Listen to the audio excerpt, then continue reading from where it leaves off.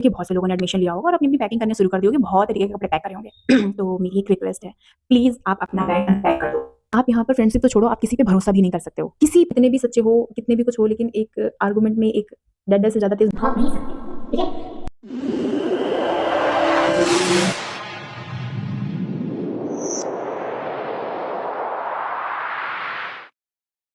तो राधे-राधे सभी को, कैसे हो सब लोग? उम्मीद करती हूँ सभी अच्छे होंगे और अपनी-अपनी लाइफ़ को एन्जॉय कर रहे होंगे। मैं मीनाक्षी श्रीवास्तव, जितने लोग मेरे यूट्यूब चैनल से जुड़े होंगे, जो मेरी पहले से वीडियो देखते होंगे, उनको पता होगा मैं मोस्टली पोएट्री की वीडियोज़ बनाती हूँ या फिर मैं किसी इवेंट में पार्टिसिपेट करती हूँ, तो वहाँ की वीडियोज़ बनाती हूँ, फिर कॉलेज में कोई फंक्शन होता है तो उसकी वीडियोज़ बनाती हूँ। बट आज मैं पहली बार एक ऐसी वीडियो बना रही हूँ जिसमें मैं अपना एक्सपीरियंस और मेरी जो फ्रेंड्स अदर नर्सिंग कॉलेजेस में पढ़ रही हैं, जो नर्सिंग कर रही हैं, उनका एक्सपीरियंस शेयर करना चाहती हूँ। थंबनेल देखकर आपको पता ही चल गया होगा कि एक ऐसी वीडियो है जिसमें मैं जो बच्चे एक्सपेक्ट करते हैं और वीएस रियलिटी, जो रियलिटी में क्या होता है मेडिकल कॉलेजेस, उसके बारे में ये वीडियो है। क्योंकि बहुत सारे बच्चों ने अभी सीनेट का पेपर दिया होगा और काउंसलिंग करा रहे होंगे और उनके बहुत सारी डाउट्स होंगे मन में कि कैसा होता है, क्या करना है, क्या नहीं करना है, कैसी लाइफ रहेगी, कैसे 4 साल गुजरेंगे, उन सब के बारे में मैं पॉइंट से पॉइंट बात करूँगी, ठीक है? लेकिन बात ये है कि जब मैं पॉइंट टू पॉइंट बात करती हूँ तो बहुत लोगों को जॉइंट टू जॉइंट चुभता है। तो उसके लिए थोड़ी-सी बर्दाश्त करने की क्षमता रखना। कोई बात नहीं है, वैसे ये रियलिटी जो है वो तो रहेगी, वो तो नहीं बदल सकती, मेरे वीडियो बनाने या ना बनाने से नहीं बदल सकती, ठीक है?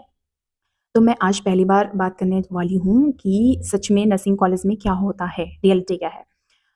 तो जब बच्चे लोग एडमिशन लेते हैं, जैसे मैंने जब एडमिशन लिया था, तो मैंने बहुत सारी पैकिंग कर ली थी कि मुझे ये ले जाना है, ये करना है, वो करना है और वो फिर बाद में मुझे वापस घर ले जाना पड़ा सारा सामान, क्योंकि वो यहाँ पे यूज़ होने के लायक ही नहीं था। अगर आप हॉस्टल में रह रहे हो या फिर पीजी ले रहे हो या फिर आप रूम वगैरह ले रहे हो, तो वही चीज़ें आप लाओ जो आपको सच में नीड हो, जिनकी ज़रूरत नहीं है वो मत लाना। तो इसके लिए मैं सबसे पहले बात करती हूँ, लोगों का डाउट होता है ड्रेस कोड क्या रहेगा? क्योंकि बहुत से लोगों ने एडमिशन लिया होगा और अपनी-अपनी पैकिंग करने शुरू कर दी होगी, बहुत तरीके के कपड़े पैक करे होंगे। तो मेरी एक रिक्वेस्ट है, प्लीज़ आप अपना बैग अनपैक कर दो, क्योंकि आपको बहुत सारे कपड़े लाने की ज़रूरत नहीं है। क्योंकि जब तक आपकी ड्रेस बनी, मतलब आप जब कॉलेज जॉइन करोगे उसके 1-2 मंथ के अंदर आपकी फ्रेशर पार्टी हो जाएगी या ओथ सेरेमनी हो जाएगी, उसके बाद आपको ड्रेस पहनकर आना है कॉलेजेस में। और उस गैप में जब तक आपको ड्रेस नहीं पहनकर आना है, सिर्फ़ आपको सलवार कुर्ता पहनना है। हाँ, सिर्फ़ सलवार कुर्ता पहनना है। बहुत से कॉलेजेस में पैंट अलाउ होता है, बट मोस्टली में सलवार कुर्ता ही रहता है और आपको वही ही पहनना है। तो फालतू के कपड़े नहीं पहन के आने हैं। अब आप सोच रहे होंगे कि अगर मैं कहीं पार्टी वगैरह करने गया उसके लिए कपड़े, टाइम ही नहीं है। टाइम ही नहीं है। आपको सुबह 8 बजे से लेकर के शाम को 4 बजे तक कॉलेज में रहना है, उसके बाद आकर के आपको फर्स्ट सेमेस्टर, सेकंड सेमेस्टर को छोड़ दो, उसके बाद आपको रियलिटी पता चल जाएगी। तो उसके लिए तो कोई टाइम ही नहीं है। अब अगर आप सोचो कि बहुत सारे ड्रेसेस पैक करके लेके जाऊँ, कोई मतलब नहीं है। प्लीज़ मत लाना, उतने ही लिमिटेड कपड़े लेकर के आना जितने आप यहाँ पर आकर एडजस्ट कर सको। ठीक है? अगर हॉस्टल मिलता है तो हॉस्टल में भी आपको पता है कि सिंगल तो मिलेगा नहीं, 4-5 लोगों को मिलेगा एक साथ में, आप अपना सारा सामान कहाँ रखोगे? और जिस चीज़ का यूज़ ही नहीं है उसको क्यों लाना? तो फालतू के कपड़े मत लाना, कॉलेज में ड्रेस चलती है वही पहनना, कुछ भी हो जाए, अगर कोई इवेंट भी है कॉलेज में, कोई सेलिब्रेशन भी है, अगर आपने उस फंक्शन में पार्टिसिपेट नहीं किया है तो आपको सिर्फ़ और सिर्फ़ ड्रेस ही पहन कर जानी है। फालतू कपड़े आप नहीं पहन कर जा सकते। इसके बाद मैं बात करती हूँ फ्रीडम पर। 0% फ्रीडम। हाँ, 0% फ्रीडम, आपको यहाँ पर कोई फ्रीडम नहीं है। आप जैसा मतलब एसोसिएशन या कॉलेज जैसा चाहेगा आपको वैसा ही करना पड़ेगा। किसी भी तरीके की फ्रीडम नहीं है। जैसे लोगों की एक्सपेक्टेशंस होगी कॉलेज लाइफ होगा, अब तो मैं बहुत एन्जॉय करूँगा। पहली बात तो टाइम ही नहीं है आपके पास। आपने अगर कॉलेज जॉइन कर लिया तो 100% अटेंडेंस चाहिए होती है। उसको फुलफिल करने के लिए आपको सुबह 9 बजे से 4 बजे तक जाना होगा। ठीक है? और उसमें कोई टीचर अवेलेबल है या नहीं है, लेकिन आपको क्लासरूम में रहना ही रहना है, 9 से 4 रहना ही रहना है।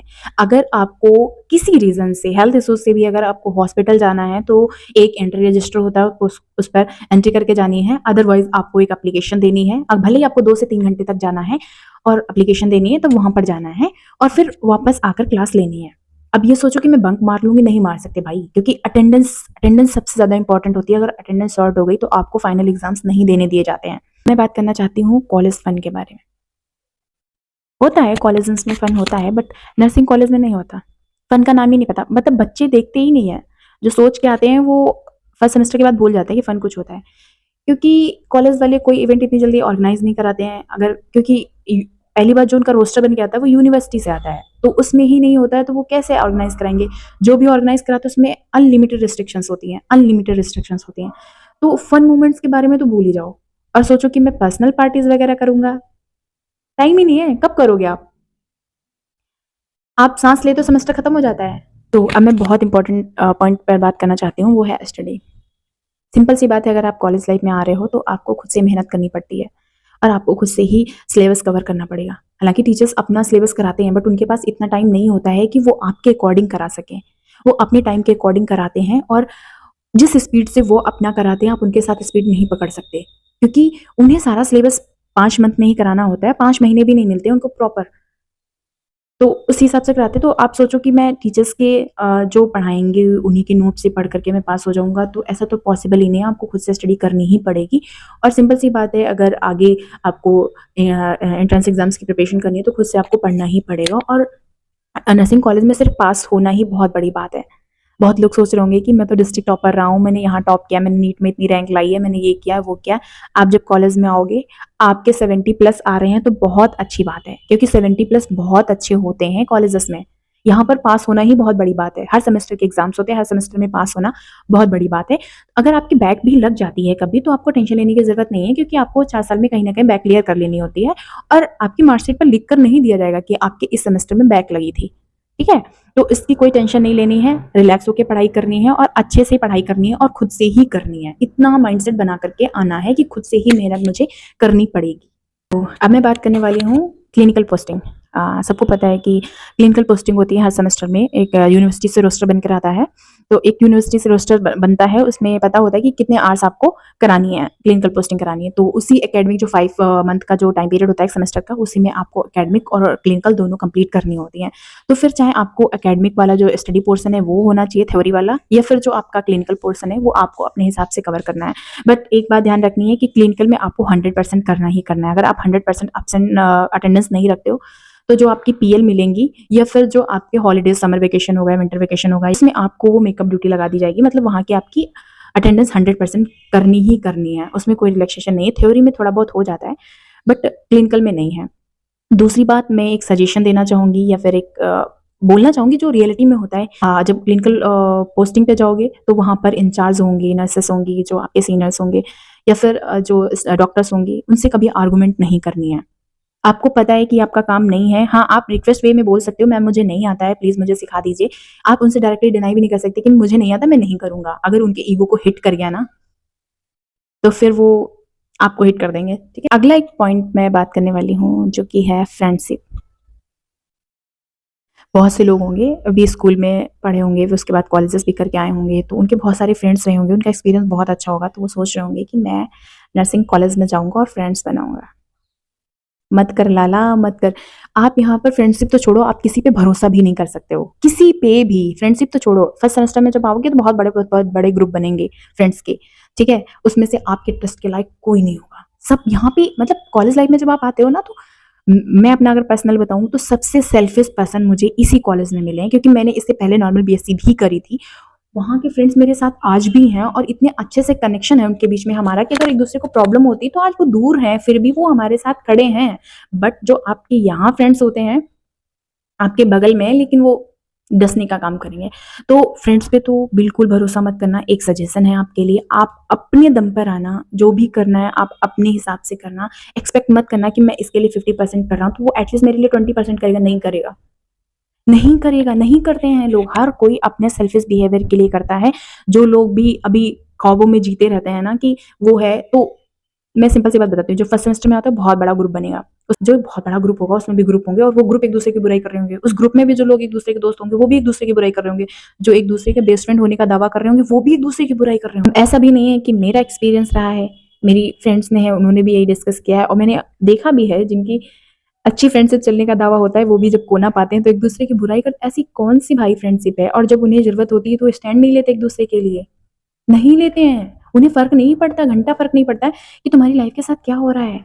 अगर उनका उसमें कोई सेल्फिश बिहेवियर होगा या उनका कुछ फायदा होगा तब तो वो आपके साथ है, अदरवाइज नहीं है। वो उन्हें कोई फर्क नहीं पड़ता क्या है क्या नहीं है। तो सिंपल सी बात है, अगर आप आ रहे हो तो जितने कम फ्रेंड्स बनाओगे उतना ज्यादा सही रहेगा। और बात करना चाहूंगी नर्सिंग प्रोफेशन। वैसे तो कहा जाता है नर्सिंग प्रोफेशन बहुत नोबल प्रोफेशन है, बट आप जब हॉस्पिटल में जाओगे तो आपको कहीं ना कहीं लगेगा कि आप जो डिजर्व करते हो वो आपको रिस्पेक्ट नहीं मिल रही है। और ये रियलिटी है। अभी तक जो परमानेंट स्टाफ हो जाता है या फिर जो जॉब कर रहा होता है उसको रिस्पेक्ट नहीं मिल रही होती, ना डॉक्टर से मिल रही होती, ना उनके सीनियर से मिल रही होती, ना पेशेंट से मिल रही होती है, तो हम लोग तो स्टूडेंट हैं, हम तो उम्मीद ही नहीं कर सकते। तो इस चीज़ पे कभी किसी से आर्गूमेंट मत करना कि आपने मेरी डिसरिस्पेक्ट कर दी, आपने मुझे ऐसे बोल दिया, आपने मुझे वैसे बोल दिया। मैं ये नहीं बोल रही हूँ कि आप डाइजेस्ट कर लेना, मैं ये बोल रही हूँ कि आप उतना फैमिलियर बिहेवियर ही मत बनाना कि सामने वाला किसी हद तक बोल जाए आपको। और सिंपल सी बात है, अगर पोस्टिंग पे जाओगे तो आपको किसी से आर्गुमेंट नहीं करनी है। आर्गुमेंट नहीं करनी है मतलब आर्गुमेंट नहीं करनी है। क्योंकि मुझे ऐसा लगता है कि जब आप कितने भी सच्चे हो, कितने भी कुछ हो, लेकिन एक आर्गुमेंट में एक डंडे से ज़्यादा तेज़ भौंक नहीं सकते, ठीक है? तो अगर आप अपना भला चाहते हो तो किसी भी चीज़, भले ही आप 100% करेक्ट हो, आर्गुमेंट नहीं करना। और जैसे ही आपको लगे कि ये लोग अपने आप को प्रूव कर रहे हैं कि आई एम राइट, तो आप शांत हो जाना और उस चीज़ को, उस जगह को छोड़ देना।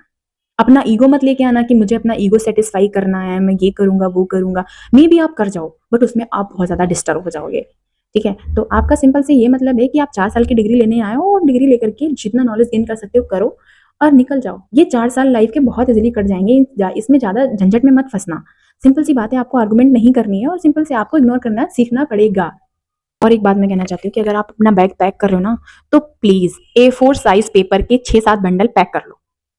क्योंकि फर्स्ट सेमेस्टर से लेकर 8th सेमेस्टर तक आपके 3 से 4 A4 size bundle, apology letter, application, हाँ, हर चीज मोस्टली तो एपोलॉजी लेटर और एप्लीकेशन लेटर पे जाएंगे। आपको किसी भी चीज के लिए कुछ भी चाहिए, आपको एप्लीकेशन देनी ही देनी है, आपको एपोलॉजी लेटर देना ही देना है। आपकी 100% अटेंडेंस है, फिर भी अगर आपको हाफ डे लेना है तो आपको एप्लीकेशन देनी है, लीव एप्लीकेशन देनी है। और अगर आपके बहुत ज्यादा हेल्थ इश्यूज हो गए और आपको पता चला कि 8 बजे आप कॉलेज नहीं जा सकते हो और फिर आप नहीं गए, तो नेक्स्ट डे जब आप जाओगे तो आपको एक एप्लीकेशन विद एपोलॉजी लेटर जाना है प्रिंसिपल ऑफिस में, ठीक है? ये हर कॉलेज में होता है कि एपोलॉजी लेटर एप्लीकेशन देना ही देना पड़ेगा। तो एक सजेशन है या रिक्वेस्ट है कि आप 6 से 7 A4 साइज बंडल पैक कर लो और सबसे पहले ऊपर रख देना अलमारी में जाकर के कि हाँ कुछ होगा। मैं और ज्यादा बहसबाजी नहीं करनी है, अगर मांगा जा रहा है दे दो चुपचाप से। वो एपोलॉजी लेटर आपके लिए सबसे बढ़िया सिंपल सॉल्यूशन रहेगा कि आपने दे दिया, बात खत्म। उसमें भी आपको ईगो नहीं, अरे मेरी तो 100% है, मैं क्यों दूं? नहीं, आप नहीं कर सकते, आपको देना ही देना है। अरे हाँ, एक बहुत इंपॉर्टेंट चीज तो मैं भूल गई कि आप जो मेरे बाल ही खुले देख रहे हो, ऐसे कॉलेज नहीं जाना है। आपको एक जूड़ा लाना है, जूड़ा बन जो आता है वो लेकर के आना है और वो कम से कम 6 से 7 डाल लेना अपने बैग में।